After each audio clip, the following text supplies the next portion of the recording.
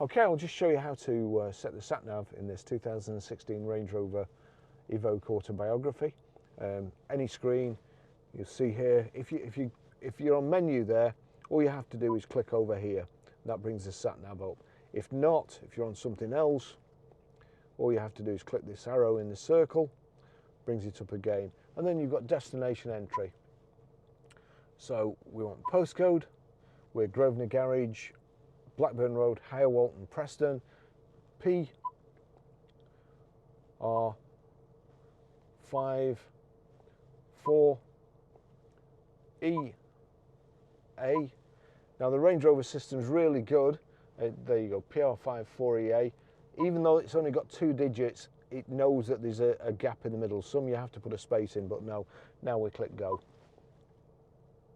Destination has been set. Please follow the highlighted route. That's it. That's how you do it. Thanks for watching.